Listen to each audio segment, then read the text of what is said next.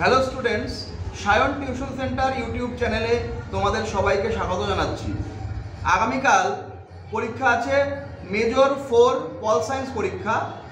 আশা করি তোমরা খুব ভালো পরীক্ষা হবে। আমি এবার কিছু সাজেশন সংক্রান্ত আলোচনা করি। Hello students, Sayan tuition centre YouTube চ্যানেলে তোমাদের স্বাগত জানাচ্ছি। তোমরা যারা থার্ড সেমিস্টারে পড়ো, কালকে মেজর 4 পেপারের পরীক্ষা। তো মেজর 4 পেপারের পরীক্ষার জন্য আমি কিছু সাজেশন দিচ্ছি। আশা করি সেই সাজেশন তোমাদের উপকার হবে। সেই সাজেশনের মধ্যে আমি 12 নম্বর প্রশ্ন সম্বন্ধে যদি আলোচনা করি, বাস্তববাদী তত্ত্বের বৈশিষ্ট্যগুলি কী কী, বাস্তববাদী তত্ত্বের বৈশিষ্ট্যের রূপগুলির মধ্যে একটি তুলনামূলক আলোচনা করো। ইংরেজিতে প্রশ্নটা আসবে, what is the main features of realistic theory, make a comparative study,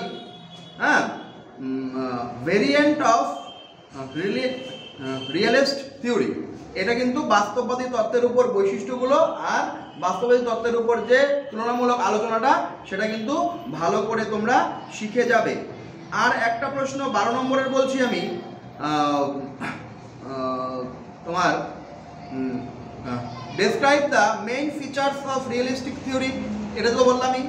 আরও একটা বলছি আমি, discuss the nature and scope international relation. International রিলেশনের প্রকৃতি আর পরিধি তোমরা ভালো করে পড়ে যাবে, পরীক্ষায় কিন্তু ইম্পর্টেন্ট আছে। তারপরে আন্তর্জাতিক সম্পর্কের সংজ্ঞা দাও, আন্তর্জাতিক সম্পর্কের সংজ্ঞা দাও, আর আন্তর্জাতিক সম্পর্কের শৃঙ্খলাগুলি নিরূপণ করো। ইংরেজিতে প্রশ্নটা আসবে, define the international relation, trace the evolution of international relation as a disciplines. ঠিক আছে, এটা কিন্তু খুব ভালো করে তোমরা পড়ে যাবে। তারপর তোমাদের আরও একটা প্রশ্ন বলছি, আন্তর্জাতিক সম্পর্কের প্রকৃতি ও পরিধি একটু আগে বললাম। তারপরে জাতীয় শক্তি 6 নম্বরের জন্য ইম্পর্টেন্ট, 12 নম্বরের জন্য ইম্পর্টেন্ট। জাতীয় শক্তি মানে ন্যাশনাল পাওয়ার, এটা 6-এর জন্য ইম্পর্টেন্ট, 12-এর জন্য ইম্পর্টেন্ট।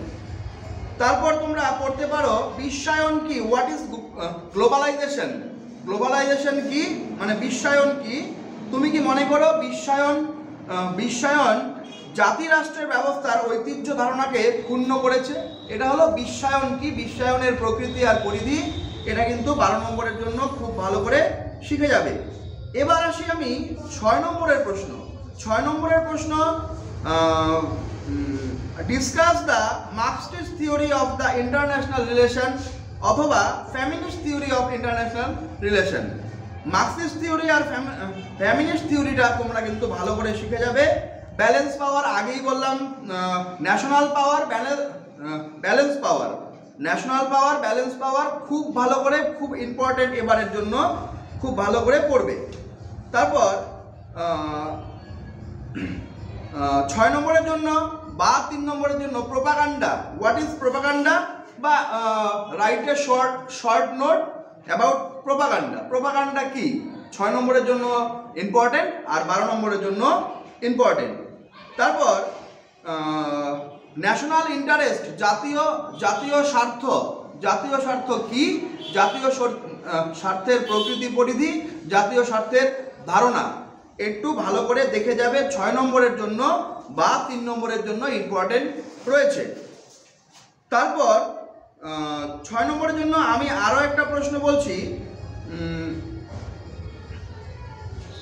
তোমাদের ঠান্ডা যুদ্ধের রূপরেখা নিরূপণ করো। 6 নম্বরের জন্য ভেরি ভেরি ইম্পর্টেন্ট। ঠান্ডা যুদ্ধ, draw a outline of cold war. Cold ওয়ারের তোমার স্টেপগুলো স্টেপ বাই স্টেপ আলোচনা করতে হবে। সেই কোল্ড ওয়ারের ধারণাটা তোমরা ভালো করে কিন্তু শিখে যাবে 6 নম্বরের জন্য।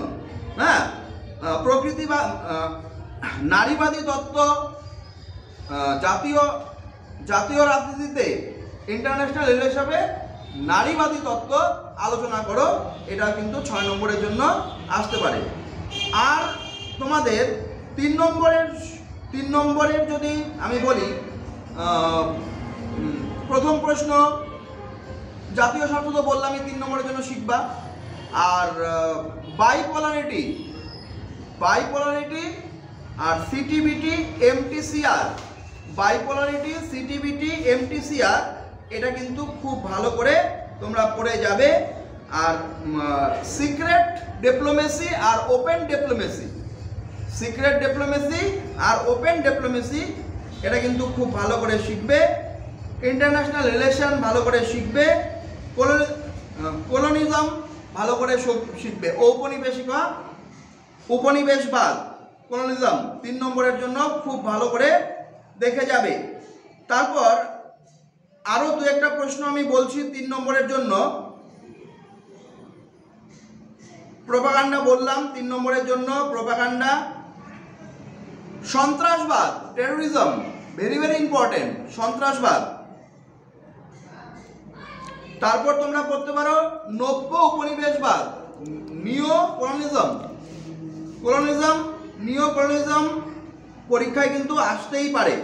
3 নম্বরের জন্য সিটিবিটি বললাম। 3 নম্বরের জন্য এনপিটি, এনপিটিটা পড়তে পারবে। এনপিটি হলো নিউক্লিয়ার নন পলিফ্রিক ট্রিটি। এনপিটিটা কিন্তু ভালো করে পড়বে। এমটিসিআর ভালো করে পড়বে। আর কি বললাম, সিটিবিটিটা ভালো করে পড়বে। এই 3টার থেকে কিন্তু একটা আসার সম্ভাবনা খুব খুব বেশি। গোপন কূটনীতি আর মুক্ত কূটনীতি মানে ওপেন ডিপ্লোমেসি আর সিক্রেট ডিপ্লোমেসি খুব ভালো করে দেখে যাবে। এগুলো কিন্তু আসতেই পারে। আর যৌথ নিরাপত্তা, আর বেশি প্রশ্ন বলছি না। যৌথ নিরাপত্তা 3 নম্বরের জন্য যদি শিখে যাও তোমরা কিন্তু পরীক্ষার হলে গিয়ে কমন কিন্তু পেতে পারো, এই বলেই আমার বিশ্বাস। যদি আমাদের চ্যানেলটিকে খুব ভালো লাগে তবে সাবস্ক্রাইব করে দেবে, লাইক করবে। ততক্ষণের জন্য ধন্যবাদ। ঠিক আছে।